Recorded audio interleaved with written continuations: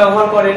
আর কি বলবো, আরেকটা ইকোসিস্টেম বা বাস্তুতন্ত্র কে ব্যবহার করছে? 1935 খ্রিস্টাব্দে বাস্তুবিদ এজি ট্রান্সলি বাস্তুতন্ত্র শব্দটি সর্বপ্রথম ব্যবহার করেন। আর আরেকটা কোশ্চেন আসে, ইকোলজির জনক কাকে বলা হয়? ইকোলজির জনক বলা হয় আলেকজান্ডার ভন হাম্বলটকে। ঠিক আছে।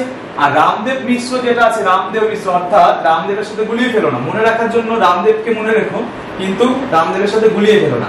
রামদেব ভাইটাল একটু মনে রাখবে। আমরা কিন্তু বাস্তুতন্ত্রের উপাদানকে দুটি ভাগে ভাগ করলাম, একটা হচ্ছে অজীবজ আর একটা জীবজ। এবার এই অজীবজকে আবার কটি ভাগে ভাগ করা যাচ্ছে? দুটি ভাগে ভাগ করা যাচ্ছে। কি কি সেই দুটি ভাগটা? একটা হচ্ছে দেখো এখানে রয়েছে অজৈব বা ভৌত উপাদান, আর একটা আছে জৈব উপাদান। অজৈব বা ভৌত উপাদান কোনগুলো? অজৈব উপাদানের মধ্যে রয়েছে খনিজ লবণ, মাটি, আলো, জল, বায়ু, তাপ, আর্দ্রতা, এগুলো হচ্ছে অজৈব। ঠিক আছে। আর একটা দেখো জৈব উপাদানের মধ্যে কি কি রয়েছে, সরি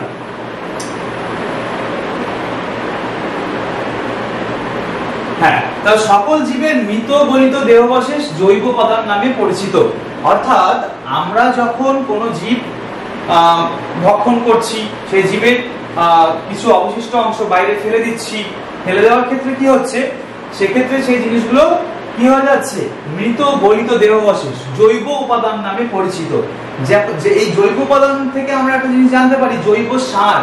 জৈব সার যেটা আমরা ব্যবহার করি সেটা হচ্ছে কোন প্রাণীর অবশিষ্ট অংশ রয়েছে, গোবর থেকে আমরা গোবর সারটা পাচ্ছি, যেটাকে আমরা জৈব সার বলতে পারি। ঠিক আছে।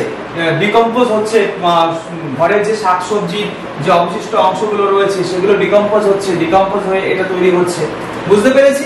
তাহলে এখানে মনে রাখতে হবে বাস্তুতন্ত্রের উপাদানকে আমরা দুটি ভাগে ভাগ করছি, একটা অজীবজ উপাদান, একটা জীবজ উপাদান। কিন্তু এই অজীবজ উপাদানকে আবার আমরা দুটি ভাগে ভাগ করছি। হ্যাঁ, মোবাইল মানুষ বলুন একদম ঠিক আছে। সকল জীবের মৃত ও গলিত দেহাবশেষ জৈব উপাদান নামে পরিচিত।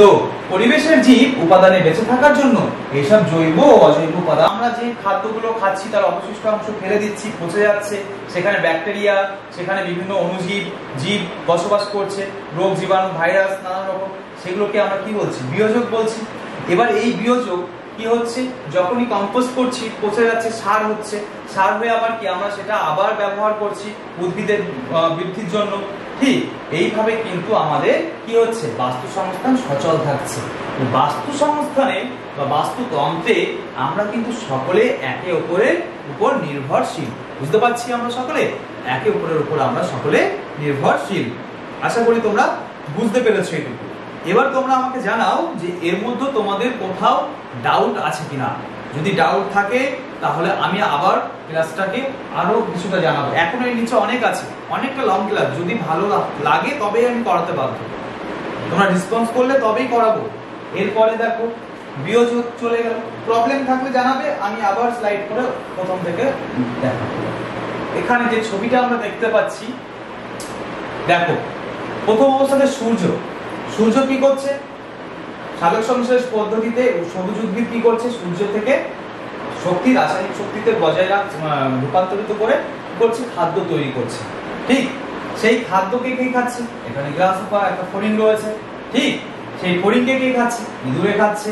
বুঝতে পেরেছি? ইঁদুর কি হচ্ছে তাহলে? এই যে ইঁদুর, সরি এই যে ফড়িং আর ইঁদুর, এরা কি করছে? ঘাস খাচ্ছে। তাহলে এদেরকে আমরা বলতে পারি প্রথম শ্রেণীর খাদ্য। দেখো এদেরকে আমরা বলতে পারি প্রথম শ্রেণীর খাদ্য। ঠিক বলতে পারছি এদেরকে প্রথম শ্রেণীর খাদ্য। দ্বিতীয়ত দেখো এই যে সাপ রয়েছে, সাপ আবার কি করছে? এই ইঁদুরকে খেয়ে নিচ্ছে, আবার এই একেও খাচ্ছে। ঠিক, তাই একে আমরা বলছি দ্বিতীয় স্তরের খাদ্য। বুঝতে পেরেছি? এবার দেখো এই সাপকে আবার কে খাচ্ছে? এই সাপকে আবার খাচ্ছে হচ্ছে আমাদের ঈগল। তাহলে এই ঈগলকে আমরা বলছি তৃতীয় স্তরের খাদ্য। বুঝতে পারছি? সকলে বুঝতে পারছি? তৃতীয় স্তরের খাদ্য। এবার দেখো এখানে দেখো অজীবজ উপাদান রয়েছে। তাহলে আমরা এইগুলোকে, এটাকে এটাকে এটাকে এটাকে এটাকে জীবজ উপাদান বলতে পারো। ঠিক, আর কি বলছি? অজীবজ উপাদান কি কি রয়েছে? অজীবজ উপাদান খনিজ লবণ, ছত্রাক, ব্যাকটেরিয়া কিন্তু বিয়োজক, সরি তোমার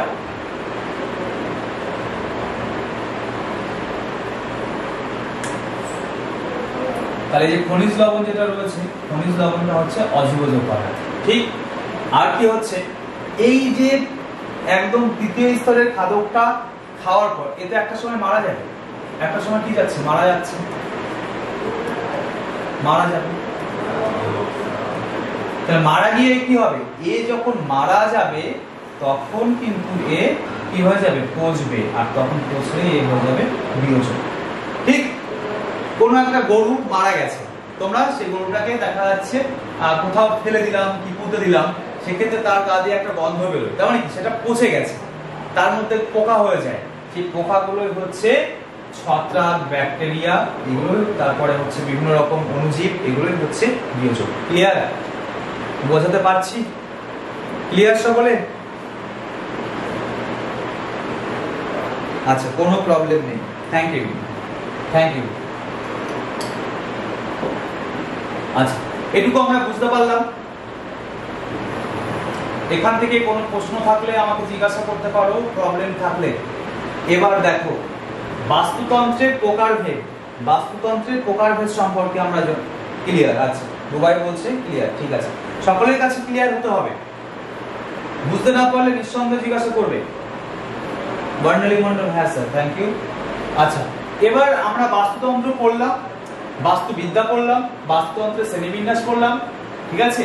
এবার দেখো বাস্তুতন্ত্রের প্রকারভেদ সম্পর্কে আমরা পড়ব। বাস্তুতন্ত্রের প্রকারভেদ অর্থাৎ বাস্তুতন্ত্র কয় প্রকার, সকলে আমাকে একটু কমেন্ট করে জানাও বাস্তুতন্ত্র কয় প্রকার, মানে আমরা কোথায় কোথায় বাস্তুতন্ত্র দেখতে পাই, একটু কমেন্ট করে আমাকে জানাও।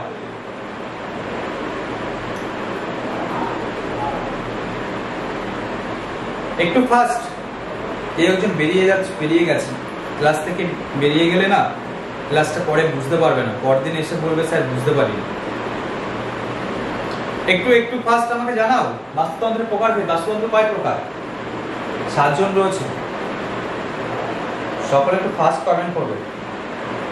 হ্যাঁ একদম, সচিন 2 প্রকার, বর্ণালী 2 প্রকার, বুবাই 2 প্রকার, তানিশা 2 প্রকার, আর কই 1 2 3 4 4 জন কমেন্ট করেছো, এখনো 3 জন, সেই 3 জনকে আমি একটু দেখতে চাইছি, সেই 3 জনকে আমি একটু দেখতে চাইছি। দেখো তাহলে বাস্তুতন্ত্রের প্রকারভেদ যেটা রয়েছে, সেই বাস্তুতন্ত্রের প্রকারভেদকে আমরা দুটি ভাগে ভাগ করতে পারি, একটা হচ্ছে জলজ বাস্তুতন্ত্র আর একটা হচ্ছে স্থলজ বাস্তুতন্ত্র।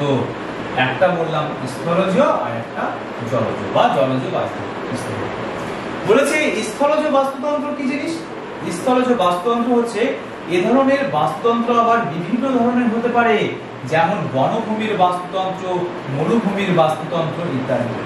হ্যাঁ, মরুভূমির বাস্তুতন্ত্র আলাদা হবে, বনভূমির বাস্তুতন্ত্র আলাদা হবে।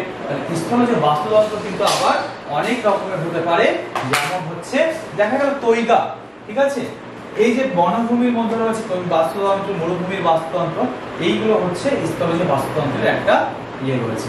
তাহলে আমাদের কোশ্চেনে আসতে পারে বাস্তুতন্ত্রকে আমরা কয়টি ভাগে ভাগ করতে পারি? তাহলে আমরা কিন্তু বলবো যে দুটি ভাগে ভাগ করতে পারি। হ্যাঁ, দুটি ভাগে কিন্তু আমরা ভাগ করতে পারি, একটা হচ্ছে জলজ বাস্তুতন্ত্র আর একটা হচ্ছে স্থলজ বাস্তুতন্ত্র। এবার দেখো ভালো করে আগে তোমরা ছবিটাকে ক্লিয়ার বুঝতে পারছো কিনা দেখো। জলজ বাস্তুতন্ত্র কি?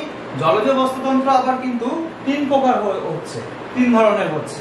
আমরা আরো শ্রেণীবিন্যাস করতে পারি, কিন্তু প্রধানত কি জলজ বাস্তুতন্ত্র প্রধানত হচ্ছে একটা পুকুরের বাস্তুতন্ত্র, যেটা ছবি আমার এখানে ইনপুট করা রয়েছে। নদ নদীর বাস্তুতন্ত্র অনেকটা এমনই, ঠিক। সমুদ্রের বাস্তুতন্ত্র নদ নদীর থেকে বৃহৎ, ঠিক। তাহলে দেখো এই যে পুকুরের বাস্তুতন্ত্রটা আমরা দেখতে পাচ্ছি, এটাকে 3 ধরনের আমরা দেখতে পাচ্ছি, পুকুরের বাস্তুতন্ত্র, নদ নদীর বাস্তুতন্ত্র, সমুদ্রের বাস্তুতন্ত্র। এখানে কিন্তু সবথেকে ইম্পর্টেন্ট একটা জিনিস হচ্ছে এই যে জায়গাটা দেখো শৈবাল বা উৎপাদক রয়েছে, যার মধ্যে জুপ্লাঙ্কটন, ফাইটোপ্লাঙ্কটন এই জিনিসগুলো থাকে, ঠিক। জুপ্লাঙ্কটন